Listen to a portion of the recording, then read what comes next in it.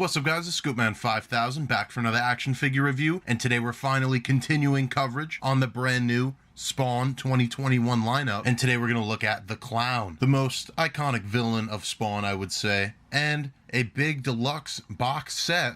So what's going on here is that we have the Clown. He's weirdly shaped and he's a regular 7-inch figure, but we got this whole big machine gun apparatus here, and that somehow makes this figure a $40 release. But for that, we do get a nice presentation. All these Spawn boxes, they're very eye-catching. They're simple, you know, there isn't that much to go over. You get a little bit of a product shot over here. You get some comic book artwork on the back. And then back here, we're not getting other figures in the lineup. It's just a studio shot of the figure. But here you can see that apparatus in motion. But overall, pretty exciting stuff. I love the Clown. I love him in the HBO series, and now I'm glad to have him in action figure form. So we're going to go ahead, we're going to take him out of this packaging, and we're going to take a look. And here is the deluxe Clown out of the packaging. And as for his accessories, we start out with the hand. So on the figure, you're getting a trigger hand and an open hand on the other side. For the alternates, it's a similar trigger finger, but I don't really see the point. The other side has a fist. And then we do get some more traditional weapons for the Clown. He has a kind of a flip razor that has its own little details on it, and then a standard knife, or I guess more of a tactical knife, something common for the Clown to be wielding as he's talking to Spawn. But then the meat for this figure, the $20 price hike, is this absurd, gigantic weapon array that he has. These big cannons, very sci-fi, very 90s, and I kind of love it for that. But that being said, it is very hard to use. I have it on the figure here because I wanted to kind of show it in motion. I think just calling this an accessory and then moving on would do it a disservice. So at the bottom here, you can see this is a flexible rubber, leads into this trigger hand that he's holding. So you have two arms on the side here, and these are going to articulate. And they move decent, but these hinges here, I'll try to get a better angle. These hinges are falling out on me a lot when I was moving the figure around. Seems like this is really tight in the actual backpack, so this motion is not the best. I mean, if you played with it, or maybe your mileage may vary, but it is kind of difficult to work with, especially this one. You can see it gapping up right there. It's about to pop out. You also do get articulation on these rockets here. Obviously, you'd want them to be up, but you can go that way as well. If they're in a prone position, they're not being fired at Spawn or any other enemies. But then the main cannons up here, this is where the meat and potatoes is. So I'll try and articulate this. You can hear pretty intense ratcheting there. So I don't think that joint's going anywhere. But the ball joint on here, you can already see the cannon dipping down, struggling to hold that weight. You could kind of point it all the way up, and you can see it stays like that. So basically, as a reviewer, you know, you get in and you get out. You want to review the figure. But these cannons are going to require you to play with them, hopefully get them in a proper position, and then never ever touch them again, because they are kind of difficult to work with. They're very heavy.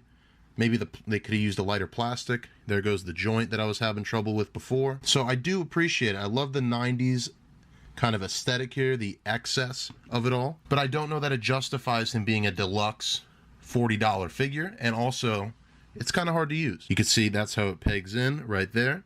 And that's another sort of problem with this figure, is that when you aren't using the guns, if you just want to use this as the Clown from Spawn, as your standard Clown figure, big gap on the back. And now the back of the figure, it never really bothers me, but I know it bothers some people. So that's a big yellow block in the middle of his jacket. But otherwise, here is the Clown. Here's a much simpler figure now that we removed all that excess from him. And with Spawn, I think, you know, before this current crop of figures from McFarlane, I think there was a super articulated Spawn or two. But now we're getting the Clown, the Violator, the Redeemer, all these other characters. I think this is really their first time getting proper articulation. That being said, it could be better. I mean, look at his design. He's going to be difficult to move, but this is definitely a case where they prioritized the sculpt, the silhouette over the articulation. It's definitely added cuts later instead of thinking about cuts while they're designing it. He's got all the classic Clown hallmarks. The face paint looks great. All the paint on the figure is pretty well done, but even in the mouth and the teeth, there's kind of this brown or red wash that goes over it, and the eyes have a nice gloss to them. So very good looking face on him. The sculpt is incredible. Big egg-shaped man that he is. Getting to the jacket, it's a soft overlay, and this is actually kind of attached to this gun belt here, all these ammo clips that I guess makes this, you know, that version of Clown where if you remove that, then it's a more traditional look, but I don't think he rocked these ammo clips on the regular. Then the jacket, navy blue, not a lot of paint, kind of missing some paint on these belts, some buttons here that really could have used some of that silver paint. We do get that on his spikes for the jacket, which is important. Does get a nice look, though. It looks aged and weathered. And same goes for the denim. Not a terrible job here.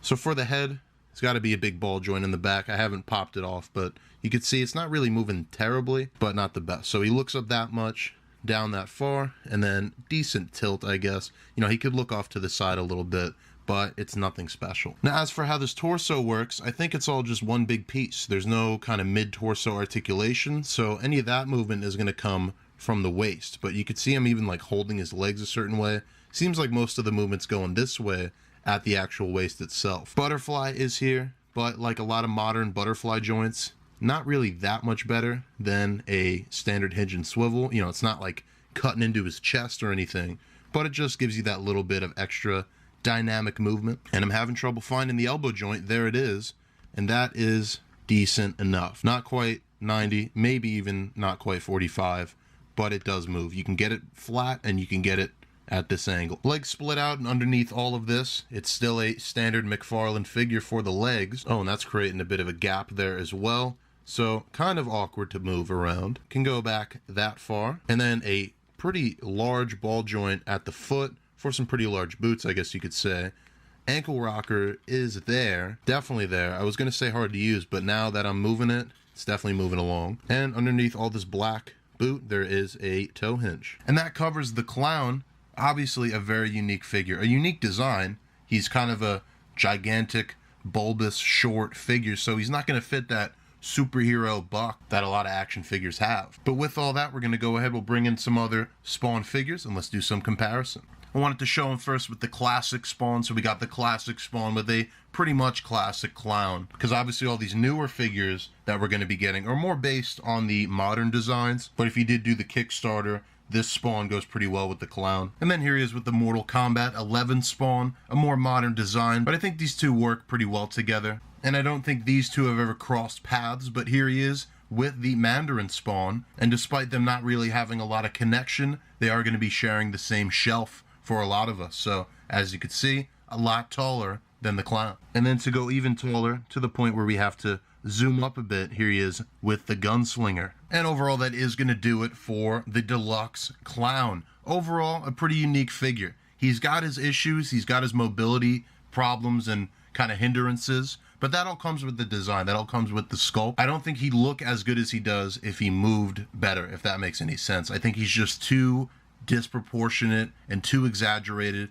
and that goes the same for those big cannons. I think maybe what they could have done is made something that doesn't articulate and it's just kind of in one position as guns facing forward. Maybe that would have solved the issue, but maybe then it would have been too heavy and you would have had to fiddle with them more to even stand up. So I'm going to look past a lot of the issues, and I'm still going to say Clown is pretty cool as a figure, and he's essential for the Spawn shelf. Like I said, he's basically Spawn's main villain. You have Malbolgia and you have Redeemer, anti-Spawn, but the clown is always there. He's always antagonizing Spawn and kind of trying to influence him, and he has his own kind of motivations. He's basically the Joker of the Spawn universe, so you got to have him in your collection. I'm glad he's part of this Spawn revival. And coming up next, we're going to be looking at his alter ego, the Violator. As always, I'm going to take some pictures and I'll leave them up on my Instagram, scoopman_5000. But that is going to do it for this video, and I'll see you guys in the next action figure review.